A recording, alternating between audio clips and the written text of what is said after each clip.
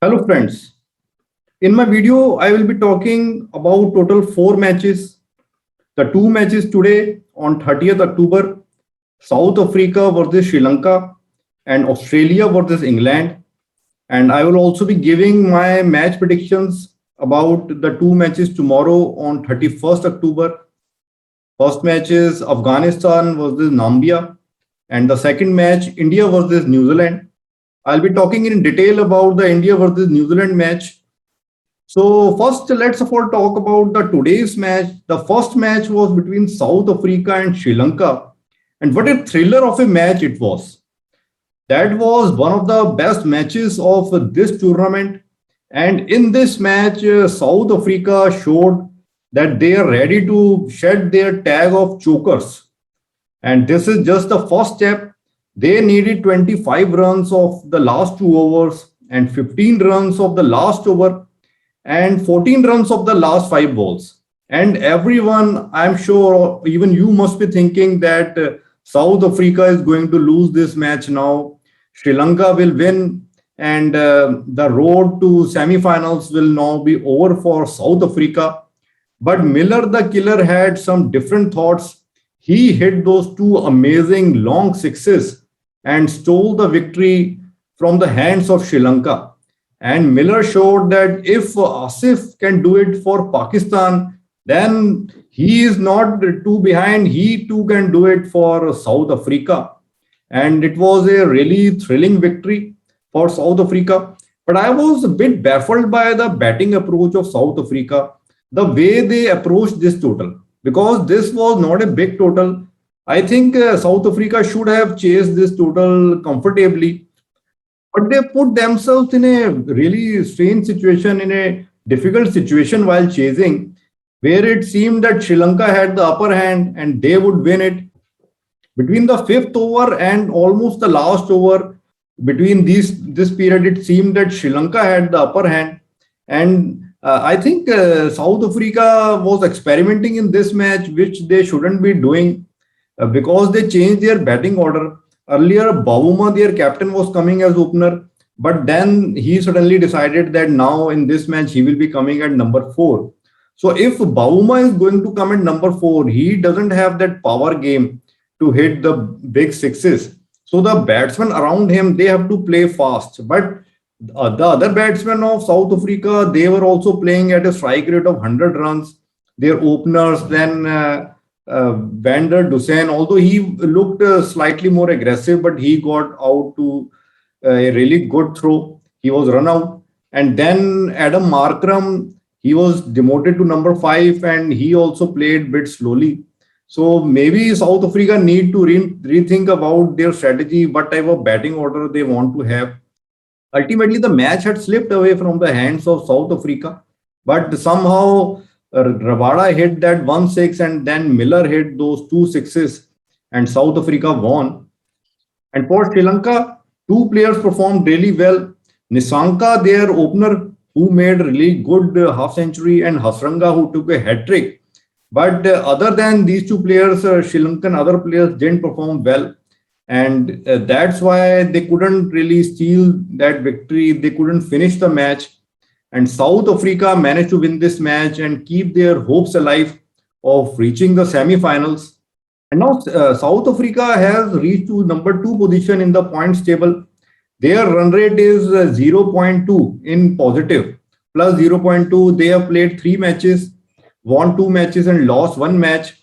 While Australia has slipped to number three position, they have also played three matches, won two match and lost one match. But their run rate, Australian run rate, has become really low. It is minus zero point 0.6 because of the big loss they suffered at the hands of England. The second match was between Australia and England, and we were expecting it to be close match because these two teams were strong teams from this group, but it turned out to be a one-sided match, surprisingly. And England literally destroyed Australia in this match. It was a one-sided victory for England. They completely demolished Australia.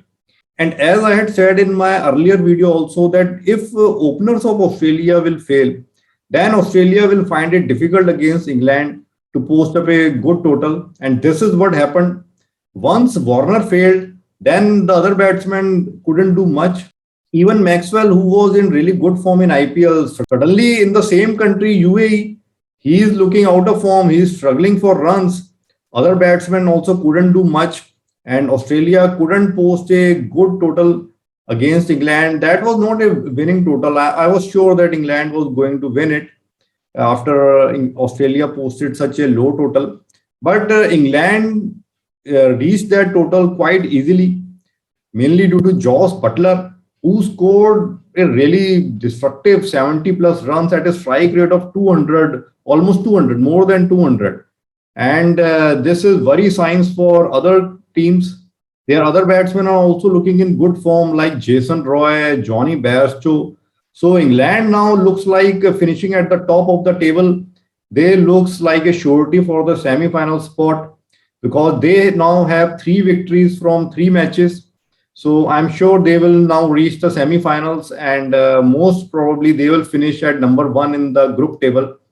And the number two, for the number two spot, there will be fight between Australia and South Africa. It will depend on how these two teams perform in their remaining 2 matches. The one thing going for Australia is that they have to face comparatively weaker teams compared to South Africa, because South Africa is yet to face England. South Africa will be facing Bangladesh and England in the 2 matches, and Australia will be facing West Indies and Sri Lanka. So there, Australia has a slight advantage, but I am not really too sure about Australia. I know many people are considering Australia as a strong opponent, strong contender for semi-final spot and also for the title shot. But somewhere I feel that the two opponents, Sri Lanka and West Indies, one of them will surprise Australia, because both Sri Lanka and West Indies, they are like sort of wounded tigers, and I don't think that they will give any easy match to Australia. Then talking about tomorrow's match, the first match is Afghanistan versus Namibia. And in this match, Namibia, although they have beaten Scotland in one of the match, but Afghanistan also had beaten Scotland, and they had beaten Scotland by a really big margin. So Afghanistan definitely looks the stronger team to me. They are looking stronger on paper, and I will go with Afghanistan in this match.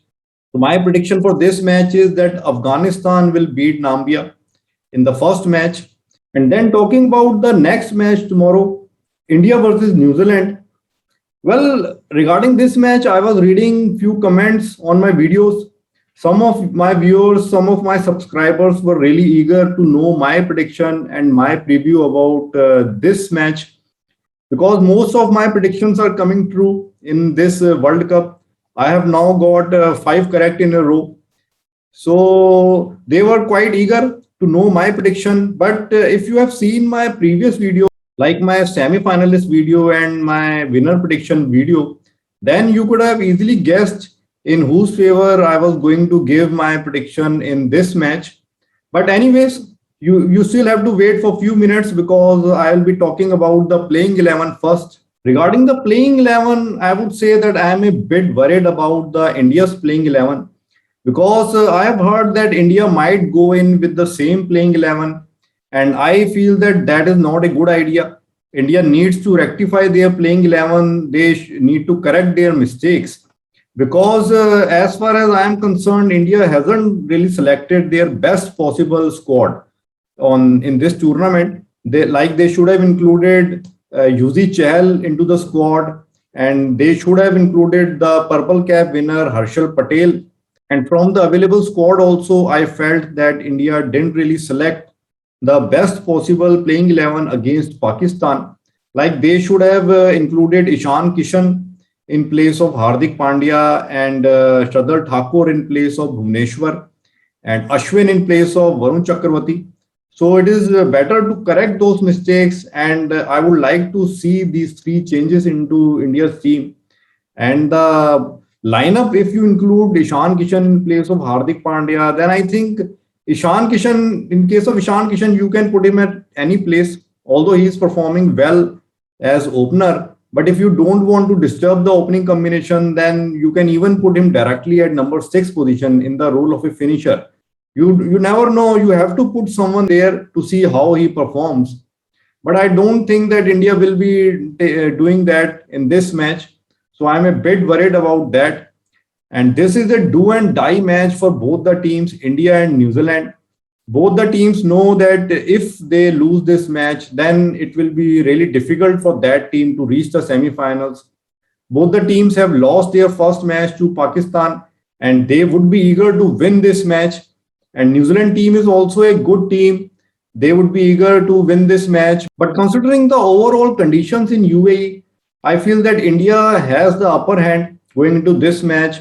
Because in case of New Zealand, I also heard that their opener Martin Guptill is injured, so maybe he won't be playing. And even if he plays, then India's opening pair is definitely better than New Zealand's opening player. And New Zealand, in case of New Zealand, their bowling is good, but I feel that their batting lineup is not really that good. New Zealand might struggle to go past a total of 150 going by their batting lineup. So if they bat first, I think New Zealand will be all out for around 150. And if they bat second, India needs to score 160, 170, and that should be enough for New Zealand. So this will be an interesting match. This should be a thrilling match. And as we know that India, whenever they lose the first match of a series or a tournament badly, then their recent history suggests that they tend to come back strongly. And this is what is expected of them. And I am also expecting India to return strongly in this match. So my match prediction for this match is that India will win this match and India will then occupy the second place in Group 2. So let's see what happens in this match. Trent Bolt is preparing.